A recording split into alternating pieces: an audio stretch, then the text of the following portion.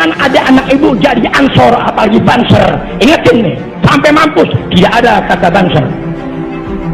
Dan jangan ada anak ibu mengikuti ajaran Islam Nusantara. Saya yang bertanggung jawab atas perbuatan laknat mereka. Jangan ada Islam Nusantara dalam sisi kepercayaan kita kepada Allah dan Rasulnya. Jangan ada paham Islam Nusantara dalam ibadah kita dan keseharian apapun bentuknya. Itu laknat Allah Ta'ala. Aku yang bicara, selesai. Rekaman ini disebarluaskan di Jawa-Jawa seluruh.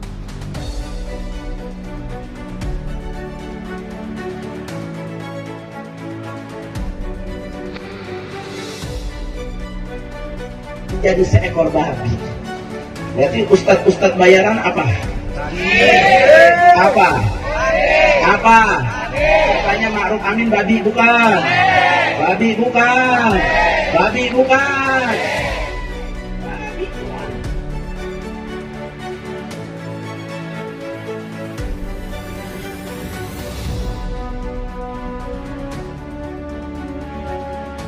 Yakut dengan iblis sama atau tidak?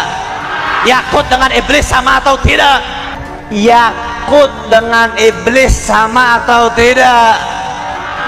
Yakut dengan iblis sama atau tidak?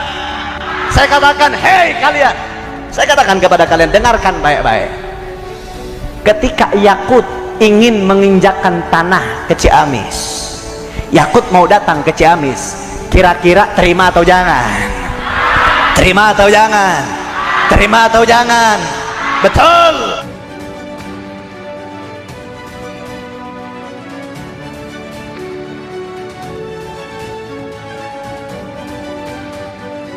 يقولون الشافعي يعني في الظاهر أما في الباطن ففوق الإمام الشافعي. Nah, dikatakan bahwasanya Al-Habib Ahmad bin Zain ini seperti Al-Imam Syafi'i di dalam ilmu zahir, adapun di dalam ilmu batinnya, di dalam kewaliannya jauh di atas Al-Imam Syafi'i.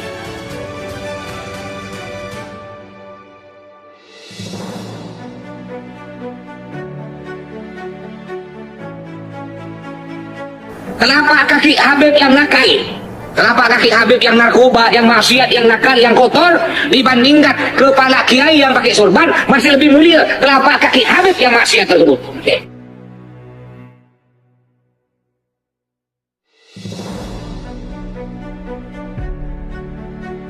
Saja tidak berlebihan, tapi karena mata kepala saya sendiri yang menyaksikan, beliau adalah warithun Nabi sallallahu alaihi wasallam khalqan wa khuluqa.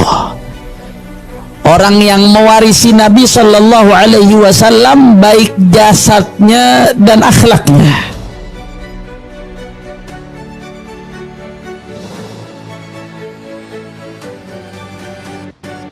Habib Rizik itu Habib.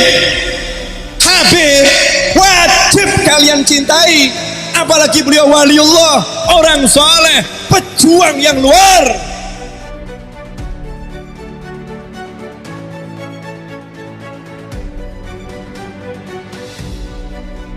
Bahwasanya Faqih Muqaddam Muhammad bin Ali Ba'alawi, ketika itu beliau ingin pergi menemui guru fikihnya. Ketika beliau ingin menemui guru fikihnya, berdoa butuh waktu perjalanan 3 hari. Ketika beliau sampai, ternyata guru fikihnya sudah meninggal. Akhirnya beliau pergi ke masjid. Ketika beliau pergi ke masjid, beliau bermunajat kepada Allah. Akhirnya gurunya yang berada dalam kubur, gurunya yang sudah dikubur, gurunya bangun dari kubur dan duduk bersama Faqih Muqaddam. Beliau minta kepada Allah agar gurunya dikembalikan ruhnya agar hidup lagi, dan beliau pun gurunya hidup lagi, duduk di depan Faqih Muqaddam.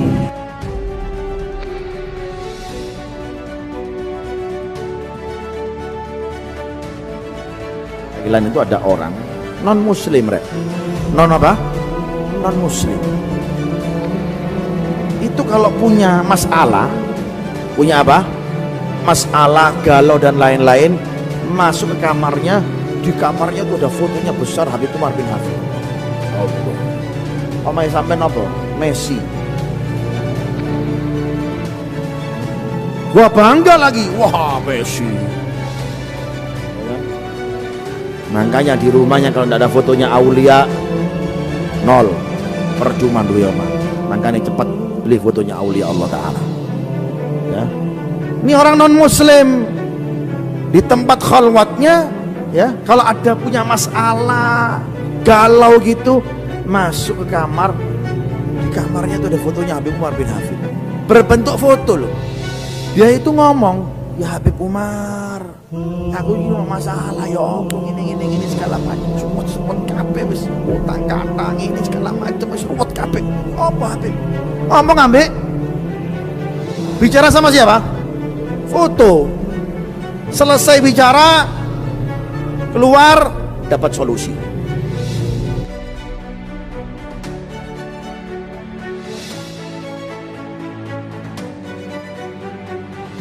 Intinya untuk tanggapan pribadi saya, mereka-mereka yang memaksa daripada imam besar, maka akan saya juga paksa mereka nanti di yaumil kiamah untuk masuk ke dalam nerakanya Allah Subhanahu wa taala. Begitu penjelasan dari saya.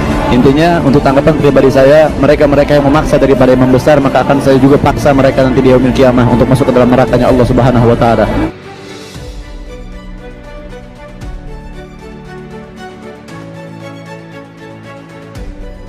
Dan yang terakhir, jangan pernah mengemis. Jadi secara langsung Rasulullah meridhoi kerjaan merampoknya, walaupun itu tidak dihalalkan, namun lebih afdol merampok dibanding mengemis. Lebih afdol merampok dibanding mengemis.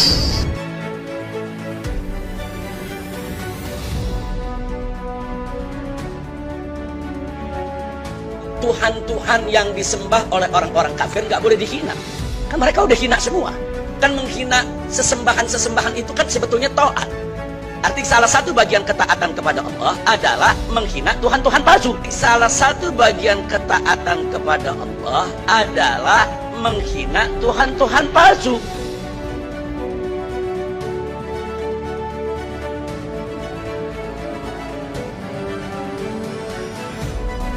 Yang bukan syarifah, hati-hati. Bebinian melahirkan itu cuma wadahnya aja. Bisi anak, ini anak Habib ini, darah daging Rasulullah. Amun wani lawan anak ini karena berhak menjinjitnya, memarahinya, menyakitinya, tidak berhak. Itu cucu Rasulullah.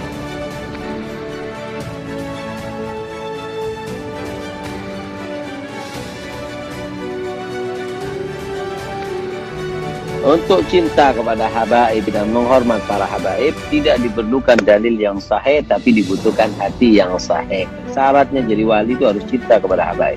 Syaratnya jadi wali itu harus cinta kepada habaib.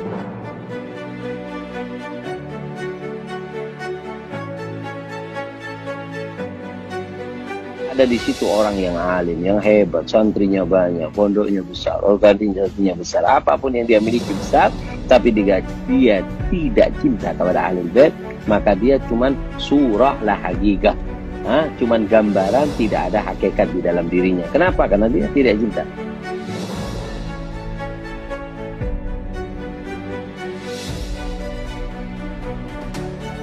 Hati-hati orang yang dekat dengan habaib, hati-hati. Ketika seseorang mengatakan kepada Sayyidil Habib Umar bin Hafiz, ya Habib, hada minal muhibbin Habib. Gal Habib, muhibbin.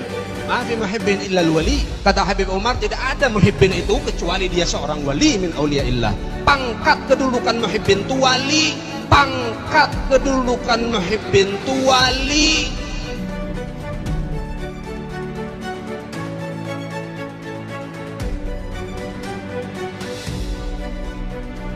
Ya cucunya Nabi Muhammad, kamu wajib cinta sama aku.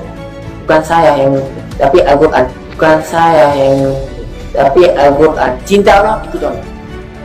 Kenapa? Pewarisnya Rasulullah itu tetap nomor 1 sampai kapanpun anak turunnya Nabi Muhammad. Pewarisnya Rasulullah itu tetap nomor 1 sampai kapanpun anak turunnya Nabi Muhammad.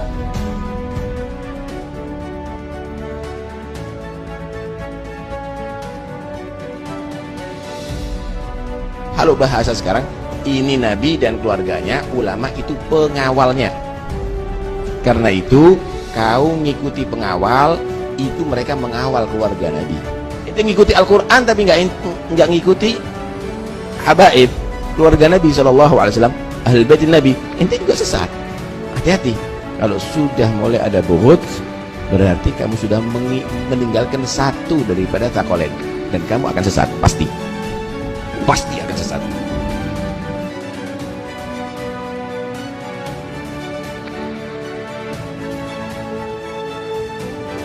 yang sudah tidak percaya sama habaib itu kafir, itu kafir, itu kafir. Adanya habaib, ente mau yakin ada atau tidak, maka seperti itu juga ada keimanan kalian kepada Allah dan kepada Rasulullah. Dia tahu kamu yang tidak percaya kepada habaib, ya kafir hukum.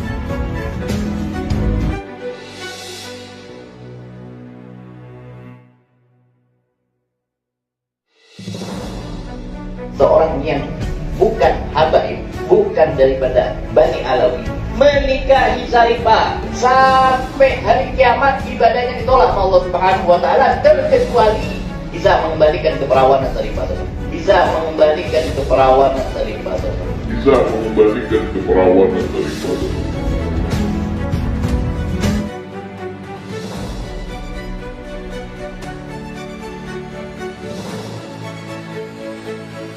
Kiai ini alim, sedangkan si Habib ini kesian tampaknya kada tapi alim. Mana mulianya? Maaf. Bahkan si Habib ini dilihat tampaknya tuh model kayak kada waras. Bahkan si Habib ini dilihat tampaknya tuh model kayak kada waras. Sedangkan ini alim, banyak memiliki pengikut, banyak memiliki jamaah, banyak memiliki pondok dan segala macam. Sekarang mana mulianya antara mereka? Maka ulama sepakat mengatakan bahwa tetap mulia Habib meskipun kada ada. Kenapa? Kenapa kemuliaan Habib ini tidak bisa disaingi oleh siapapun? Kemuliaan Habib ini tidak bisa disaingi oleh siapapun.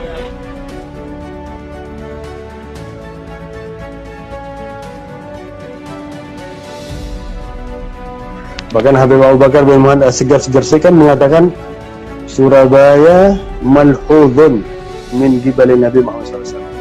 Surabaya ini diperhatikan oleh Nabi Muhammad SAW. Yatufu bihada iman sallallahu alaihi wasallam. Rasulullah itu selalu tawaf di Surabaya.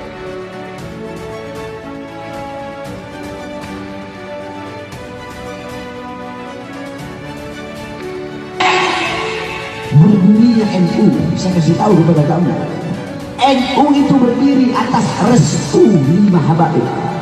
Andaikan, kata Gajah Asy'ari, andaikan 5 habib ini tidak restu, aku tidak akan mendirikan Nahdlatul Ulama.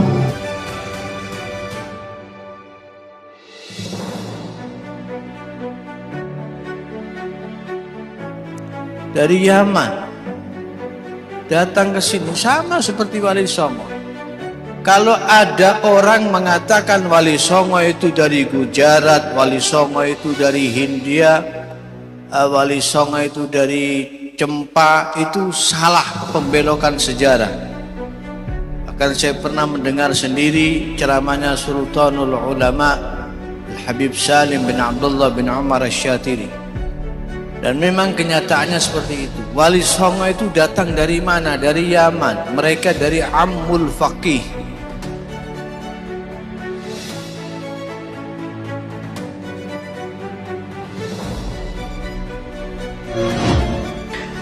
Ya akhi, nasab ini udah dikawal.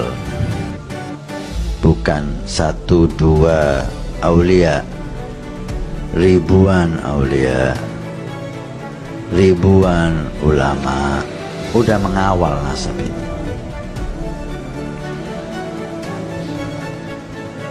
Sedikit pun tidak ada celah, kecuali Anda buat-buat, Anda karang-karang celah itu. Oleh karena itu, para habaib janganlah terpancing, biarkan. Bagi saya tidak diakui Habib, nggak ada ruginya, sama sekali saya nggak rugi. Karena Habib bukan di dunia keuntungannya. Habib cucu Nabi, keuntungannya nanti di akhirat. Semua nasab terputus di hari kiamat kecuali nasabku, kata Nabi SAW. Disitulah keberuntungan para cucu Nabi. Bukan.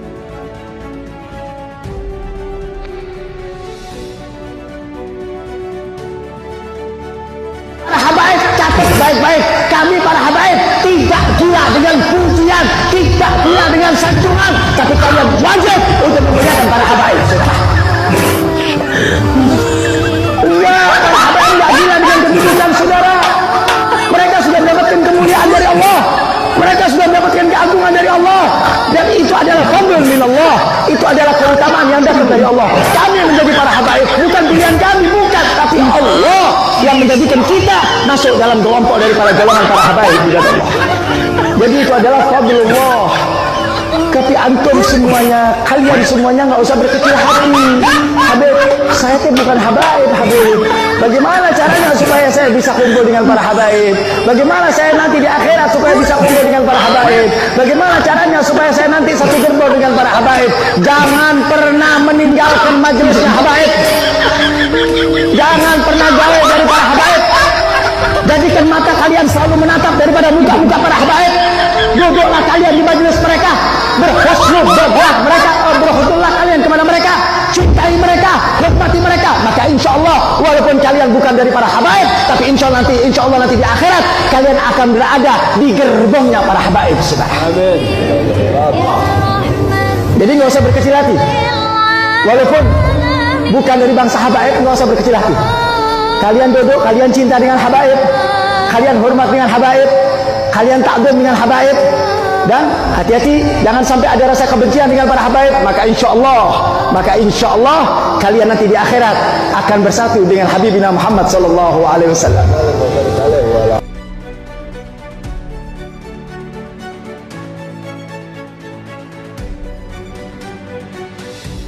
Orang-orang kantor, baik apapun sukunya, yang berani menikahi syarifah, beritahu kepada habaib setempat, ulama setempat, pun tak mampu, bel telefon dia.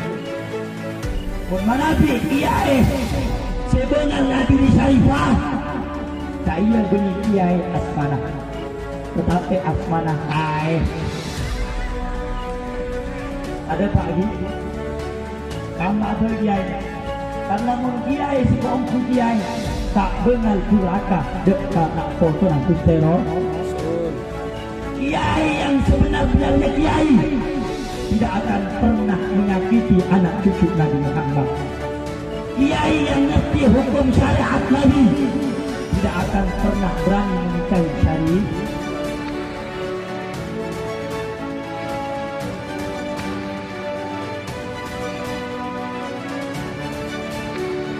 Masjid Asgaf Solo. Masjid Asgaf Solo pasti yang sering ke Solo tahu.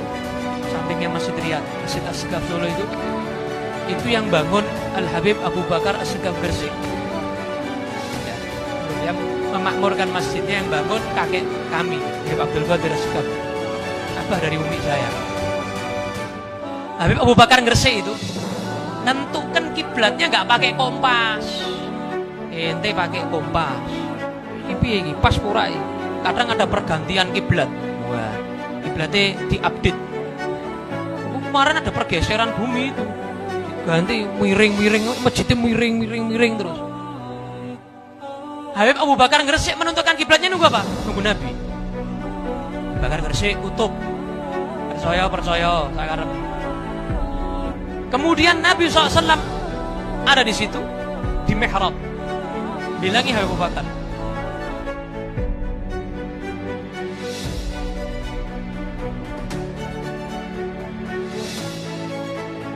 Hakala. Ini kita punya apa namanya ini siwaknya kita lebih baik dari dunia seisinya. Begitu. Mana lebih hebat? Kursi menteri atau siwak saya?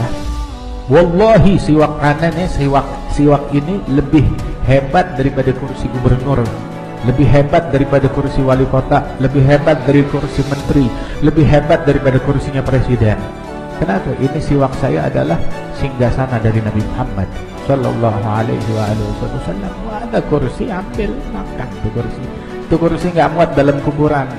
Begitu, bikin sempit di dalam kuburan. Siwak saya bikin kuburan saya jadi luas, bikin kuburan jadi lapang.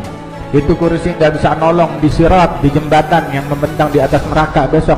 Ini siwak saya nih, begitu, bikin tuh jembatan jadi pendek, cuma sejengkal doang. Begitu. Dzalika min fadlillah alaina wa 'alan nas walakin aktsaran nas la ya'lam.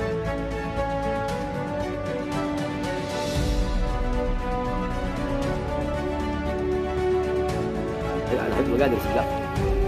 Itu beliau pernah sholat subuh. Ketika sholat subuh, ketika rakaat kedua, tasyahud akhir, itu tiba-tiba beliau fana. Jadi lagi tasyahud akhir, tiba-tiba fana, diam, lupa segala-galanya. Saking nikmat berhadapan dengan Allah. Fananya bukan semenit, 2 menit, sejam, 2 jam, 3 jam, 40 hari dalam keadaan ini. Ketika udah selesai 40 hari baru sadar, stop. Assalamualaikum warahmatullahi wabarakatuh. Assalamualaikum warahmatullahi wabarakatuh. Dia bilang sama anaknya, ya Abdul Ghazir, ini kok udah masuk waktu duha ya? Jadi beliau nyangka kelewatannya itu hanya beberapa jam. Kata anaknya Abdul Ghazir, abah kelewatan, abah fana bukan hanya beberapa jam, tapi udah 40 hari. Astagfirullah. Akhirnya apa? Beliau mengqadha sholat selama 40 hari.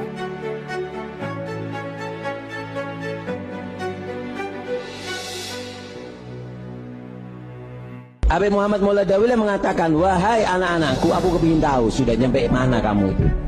Coba ayo, coba terbang satu-satu. Disuruh terbang satu-satu. Terbang satu-satu. Bagus. Tinggal yang paling kecil kalau nggak salah Habib Abdurrahman Segaf. Diri Abdurrahman, terbang. Gal marhaba. Takut Pak. Terbang ditembus. Sampai atap rumahnya ini tembus jebol. Bus. Kemudian kata Habib Muhammad Maulana ngerusak gitu. Turun. Tapi ya nggak ngomong rusak nih, nggak tambahan dari saya. Terus ditembus kemudian turun, cukup, ngerusak atap kami. Kemudian kata Habib Abdurrahman Segaf, demi Allah, kalau aku nggak dipanggil sama abahku, langit itu aku tembus. Itu Habib Abdurrahman Segaf. Masya Allah Habib Abdurrahman Segaf. Itu bajunya Habib Abdurrahman Segaf kalau dibuka, ditaruh cendelan, bajunya itu dari bajunya itu.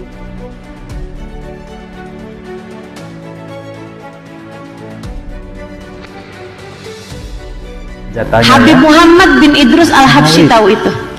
Selalu setiap baca sore kitab Maulid Simtud Durar itu dihadiri oleh Nabi Muhammad SAW dari awal sampai akhir.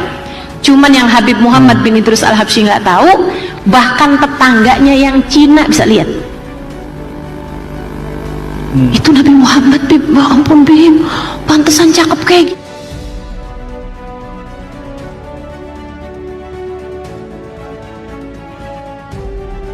Sampai beliau dalam managibnya bercerita, guruku kata Habib Ali, Habib Abu Bakar Atos, itu kalau waktu antara maghrib dan isya, Allah berkahi waktunya.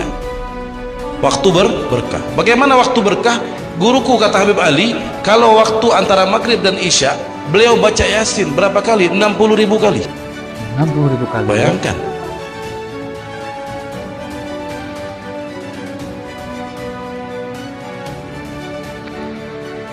Seorang Habib yang gila itu lebih utama daripada ulama amilin. Seorang Habib yang gila itu lebih utama daripada ulama amilin. Ingat, kita nyari ulama yang amilin aja satu susah. Ulama yang mengamalkan ilmunya itu susah. Tapi seorang Habib yang gila,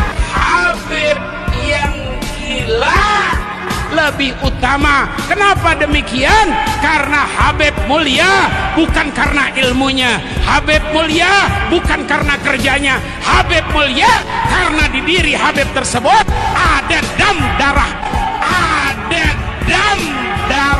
baginda Nabi Muhammad sallallahu alaihi wasallam.